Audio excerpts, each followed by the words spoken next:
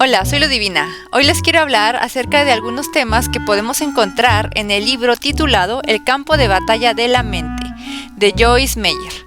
Antes de comenzar, quisiera decir que si bien no estoy de acuerdo en todas las partes del libro y tampoco estoy de acuerdo con que la autora se denomine pastora, sí quiero constatar que este libro nos puede ayudar mucho si lo leemos con entendimiento y discernimiento, extrayendo lo bueno, porque hay mucho que extraer bueno de este libro. Entonces, comencemos.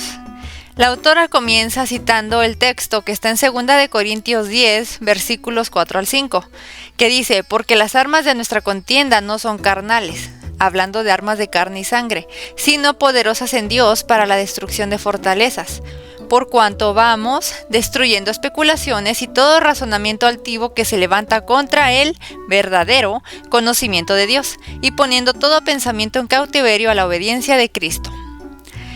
Entonces, ¿cómo podemos expresar la importancia de nuestros pensamientos lo suficiente como para poder transmitir el verdadero significado de Proverbios 23:7, donde dice: pues como piensa una persona dentro de sí, así es? Entonces aquí nos podemos dar cuenta que como nosotros pensamos, es como nosotros nos comportamos y actuamos. Entonces, ¿qué significa en realidad Proverbios 23:7? La versión Reina Valera dice: porque cuál es su pensamiento de un hombre, en su corazón tal es él. Otra traducción dice: tal como un hombre piensa en su corazón, así se vuelve. La mente es el líder o precursor de todos los actos. En Romanos 8:5 lo deja bien claro: porque los que viven conforme a la carne ponen la mente en las cosas de la carne, pero los que viven conforme al Espíritu en las cosas del Espíritu. Nuestros actos son el resultado directo de nuestras ideas. Si tenemos una mente negativa, tendremos una vida negativa. Si por otro lado renovamos nuestra mente de acuerdo con la palabra de Dios, como nos lo dice Romanos 12:2, verificaremos por experiencia propia cuál es la voluntad de Dios, lo que es bueno, agradable y perfecto para nuestras vidas. Los problemas de mucha gente tienen sus raíces en patrones de pensamiento que en realidad producen los problemas que los agobian en sus vidas. Satanás ofrece ideas torcidas a todo el mundo, pero no tenemos que aceptar sus ofertas.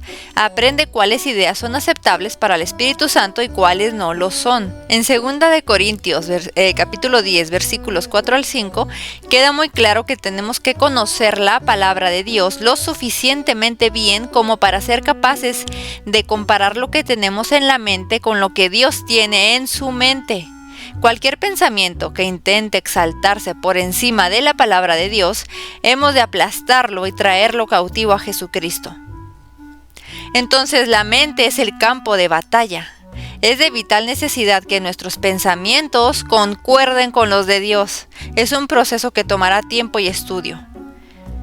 Pero jamás te des por vencido, porque irás cambiando poco a poco. Mientras más cambias tu mente para mejorar, más cambiará tu vida para mejorar también.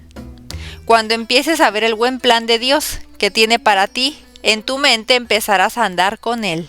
En Efesios capítulo 6, versículo 12 nos dice: porque nuestra lucha no es contra sangre y carne, sino contra principados, contra potestades, contra los poderes de este mundo de tinieblas, contra las huestes espirituales de maldad en las regiones celestes o sobrenaturales. Entonces, de estas escrituras nosotros deducimos que estamos en guerra. Por el estudio cuidadoso de este versículo nos enteramos de que nuestra batalla no es contra otros seres humanos, sino contra el diablo y sus demonios. Nuestro enemigo, Satanás, va a intentar derrotarnos con estrategias y falsedad, mediante planes bien calculados y engaños deliberados.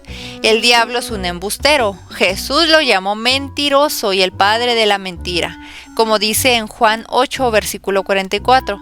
Nos miente tanto a ti como a mí. Nos dice cosas de nosotros, de otras personas y de las circunstancias que simplemente no son verdad. Sin embargo, no nos dice toda la mentira de una sola vez. Comienza bombardeándonos la mente con un patrón ingeniosamente imaginado de fugaces pensamientos irritantes. Él conoce nuestras inseguridades, nuestras debilidades y nuestros temores. Sabe qué es lo que nos molesta más.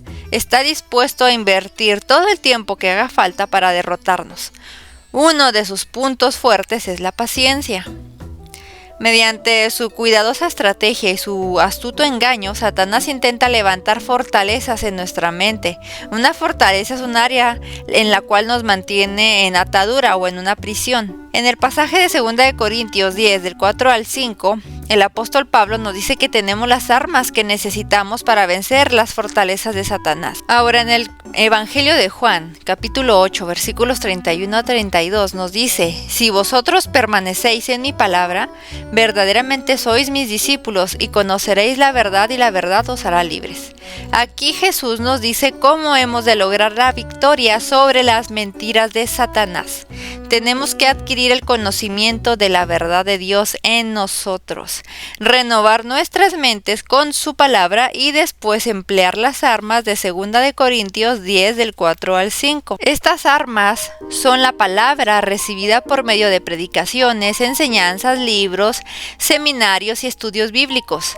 Pero tenemos que permanecer o perseverar en la palabra hasta que se convierta en la revelación dada por inspiración del Espíritu Santo.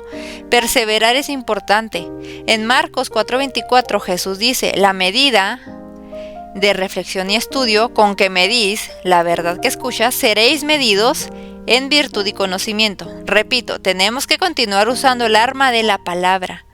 Otras dos armas espirituales disponibles para nosotros son la alabanza y la oración. Y bueno, la autora nos va dividiendo este libro en 3 partes, donde la primera nos habla sobre la importancia de la mente, que la mente es el campo de batalla, que es una necesidad vital, que no debemos darnos por vencidos, que es algo que se hace poco a poco, que debemos de ser positivos, teniendo la palabra de Dios en nuestra mente y no pensando todas las mentiras que nos dice Satanás.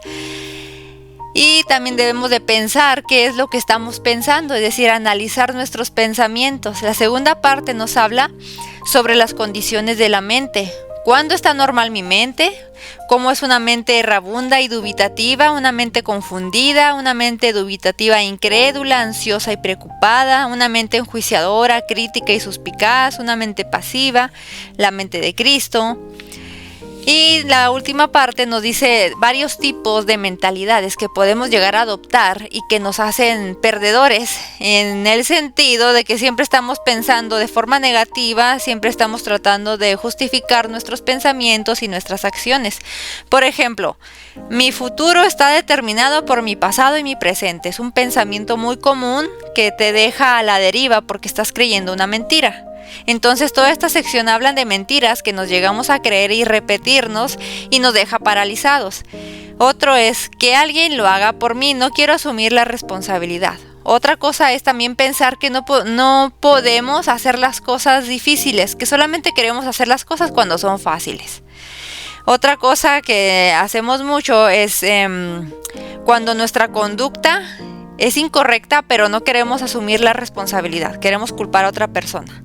O cuando nos decimos constantemente qué tan desdichada es nuestra vida, mi vida es tan infeliz y doy lástima. Ese es otro pensamiento erróneo y que nos hace caer en el error y caer en las mentiras de Satanás. O por ejemplo pensar que no merecemos las bendiciones de Dios porque no soy digno. Realmente nosotros no merecemos nada de Dios ni sus bendiciones, pero Dios nos las da porque Él es bueno. Lo único que nosotros debemos hacer es aceptarlas y agradecerlo. Otra cosa es que no debemos de estar celosos y envidiosos o hacer las cosas a nuestra manera, sino a la manera de Dios.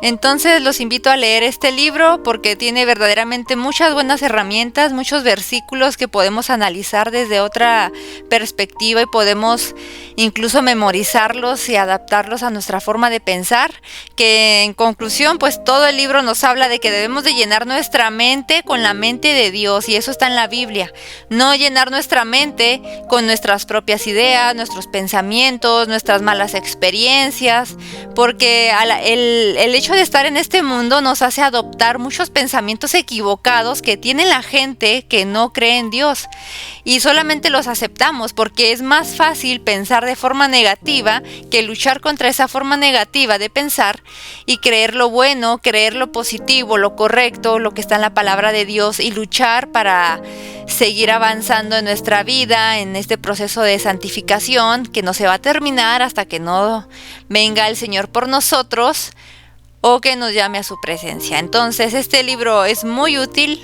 y los invito para que lo puedan leer y analizar. Muchas gracias.